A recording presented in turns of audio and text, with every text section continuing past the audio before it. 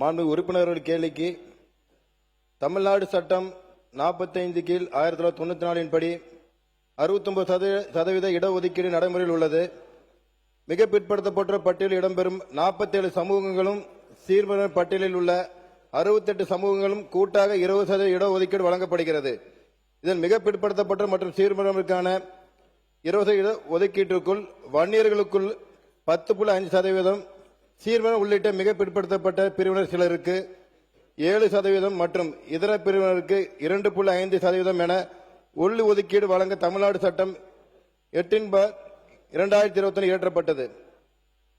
இச்சட்டத்தை எதிர்த்த வழக்குகளை விசாரித்த சென்னை உயர்நீதிமன்றம் மதுரை கிளை 1/11/2021 அன்று இச்சட்டம் செல்லாது என ரத்து செய்தது. இதனை எதிர்த்து அரசு உச்சநீதிமன்றத்தில் மேல்முறையீடு செய்தது.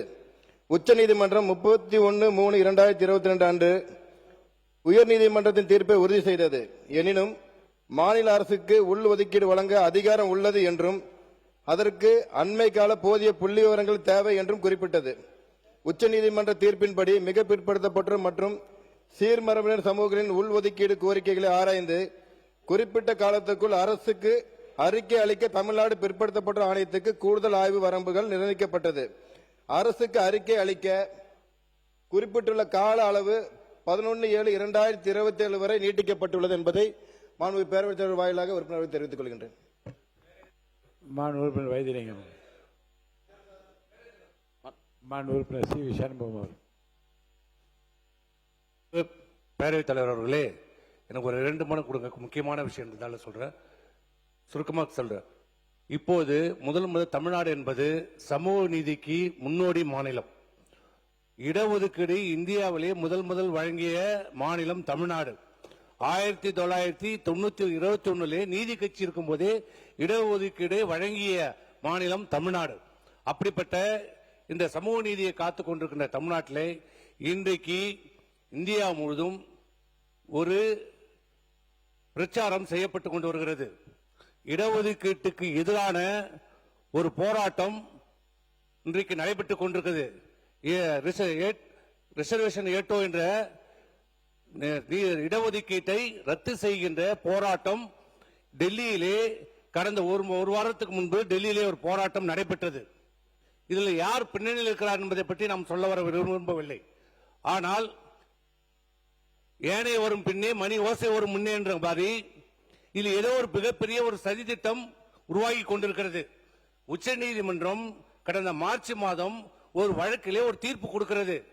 ஓபிசி சென்ட்ரல் ஓபிசியில அரசாங்கத்திலே பணியாற்றுகின்ற பிள்ளைகளுடைய அரசு வேலையில சேர்ந்தால் அவருடைய வருமானத்தை கணக்கில் கொள்ளப்படாது.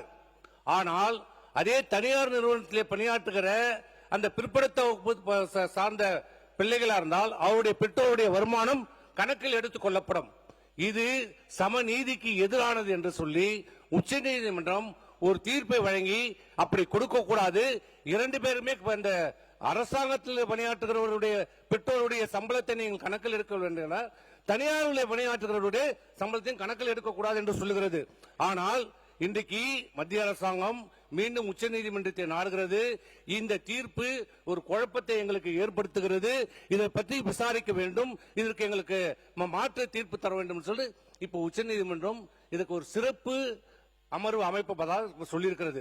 ஆக ஒரு மிகப்பெரிய ஒரு சதி திட்டம் இந்த இடஒதுக்கீட்டுக்கு எதிரான இன்றைக்கு நடைபெற்றுக் கொண்டிருக்கிறது. இன்றைக்கு குறிப்பாக உங்களுடைய மானிய கொள்கை விளக்க குறிப்பில் சொல்லியிருக்கிறீங்க, ஜாதிவாரி கணக்கெடுப்பு, மத்திய அரசாங்கம் ஜாதிவாரி கணக்கெடுப்பு மக்கள் தொகையோடு எடுக்கப்படுகிற ஜாதிவாரி கணக்கெடுப்பு முடித்த பிறகு எங்க மாநிலத்திலே ஜாதிவாரி கணக்கெடுப்பு எடுக்கப்படும் என்று சொல்றீங்க. ஆனால் இன்னைக்கு என்ன நிலைமை? மத்திய அரசாங்கம் அறிவித்திருக்கிற அந்த மக்கள் தொகை எடுப்போடு இருக்கிற ஜாதிவாரி கணக்கெடுப்புல 40 கேள்விகள் கேட்கப்படும் என்று சொல்லுகிறது. அதுல 10 கேள்விகள் ஜாதியை பற்றிய கேள்விகள். அதிலும் குறிப்பா என்னன்னா, ஜாதிகளை பட்டியலிடப்படாது, ஜாதிகளை டிராப் டவுன் பண்ண முடியாது.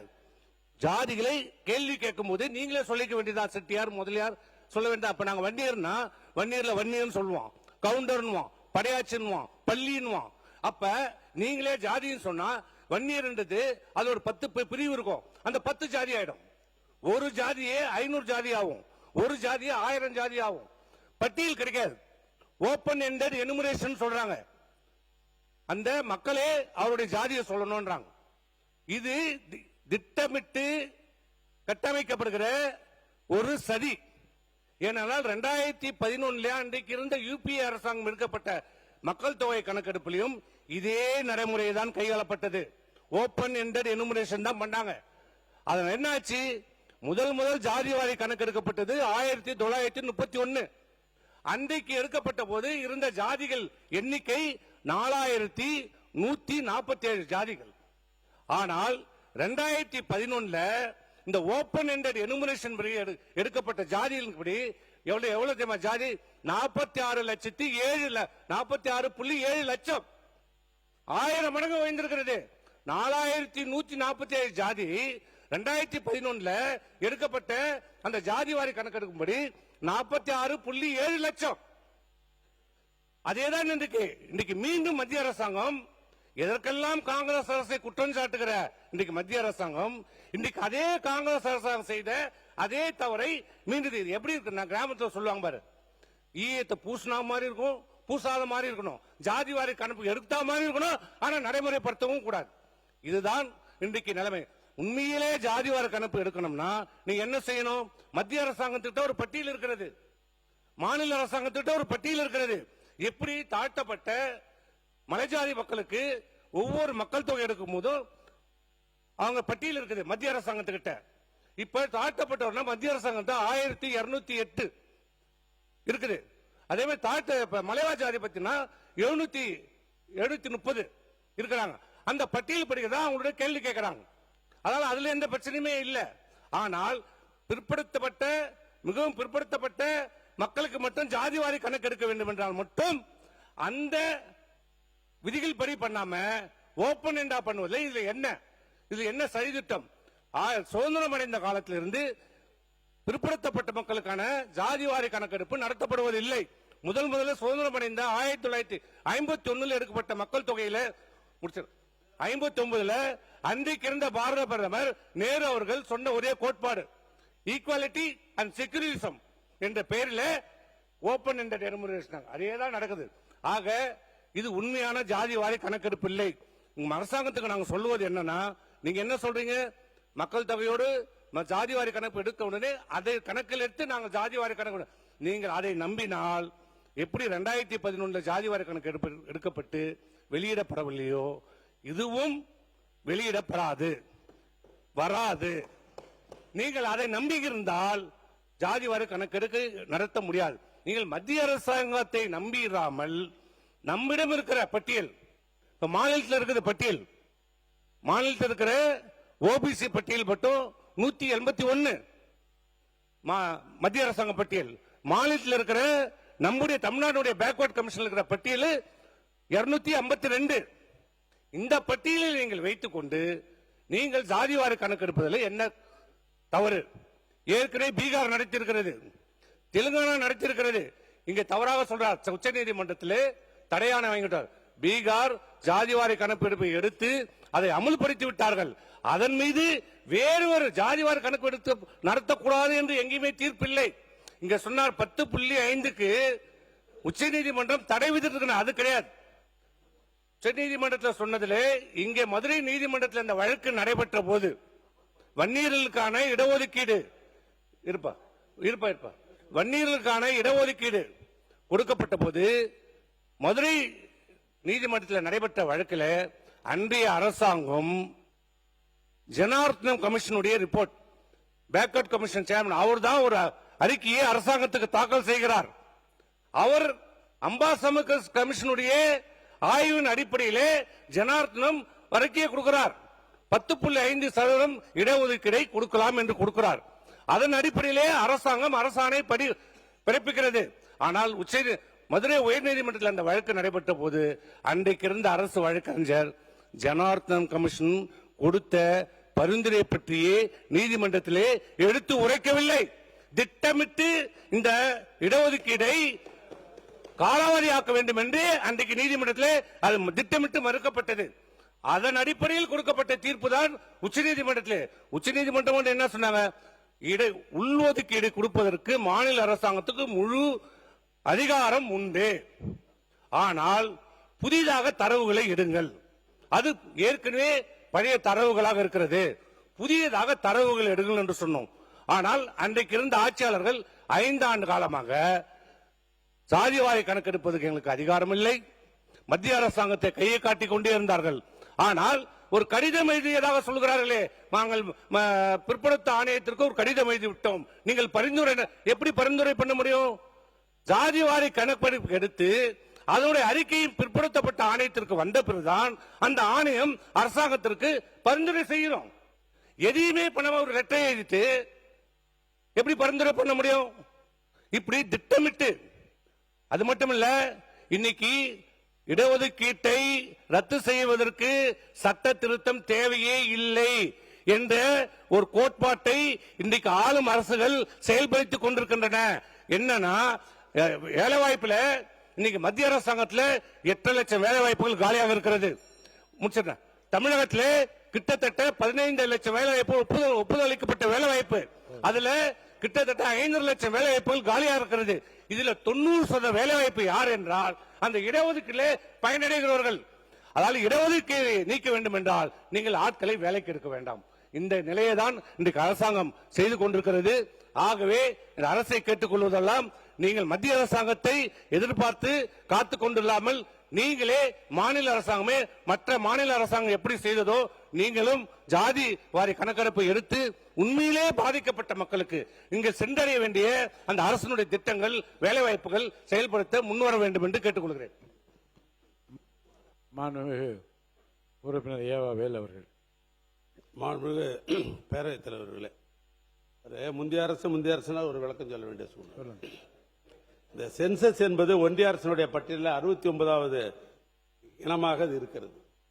ஜாதிவாரி கணக்கெடுப்பு ஒன்றிய அரசு தான் நடத்த முடியும் என்று புள்ளிவிவர கணக்கு மட்டுமே நடத்த முடியும். அதோடு மட்டுமல்ல, இந்திய செஷன்ஸ் சட்டம் 1948 படி இதுதான் இருக்கிற நிலைமை.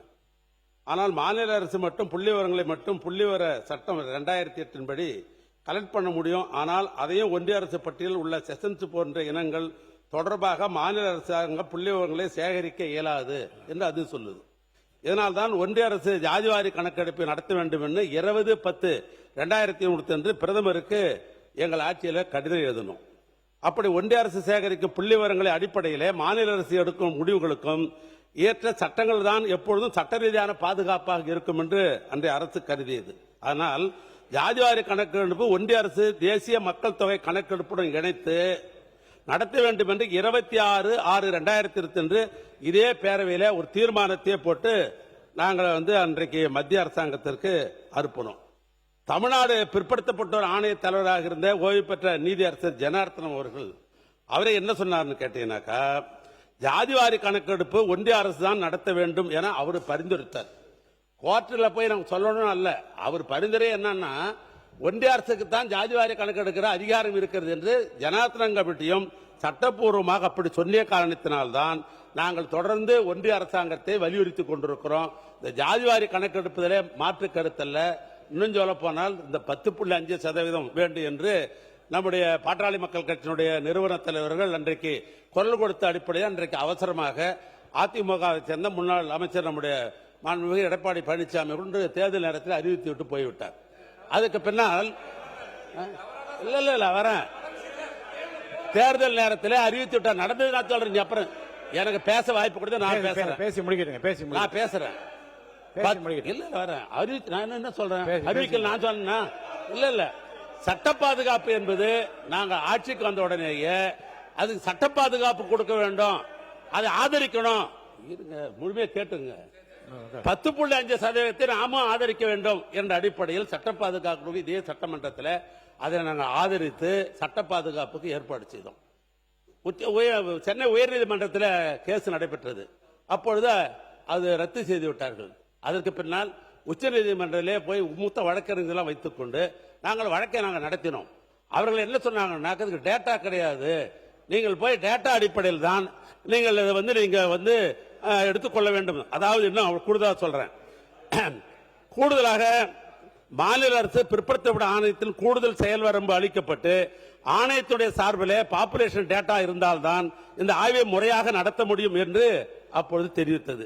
ஒன்றிய அரசு ஜாதிவாரி கணக்கெடுப்பு நடத்த வேண்டும் என்று இதே நிலையில தீர்மானம் நிறைவேற்றி பிரதமருக்கு நாங்கள் அனுப்பினோம். அனுப்புவதோடு மட்டுமல்ல, திராவிட முன்னேற்ற கழகத்தை பொறுத்தளவுக்கு வன்னிய சமுதாயத்துக்கு எந்த விதத்திலும் சட்ட சிக்கல் இல்லாமல் சட்டப்படி அந்த 10.5 தர வேண்டும் என்பதுதான் திராவிட முன்னேற்ற கழகம் அன்றைய நிலையிலும் சரி இன்றைய நிலையிலும் சரி, அதற்கு மாற்று கருத்தல்ல. அதற்கு முழு ஒத்துழைப்பு திராவிட முன்னேற்ற கழகம் கொடுக்கும்.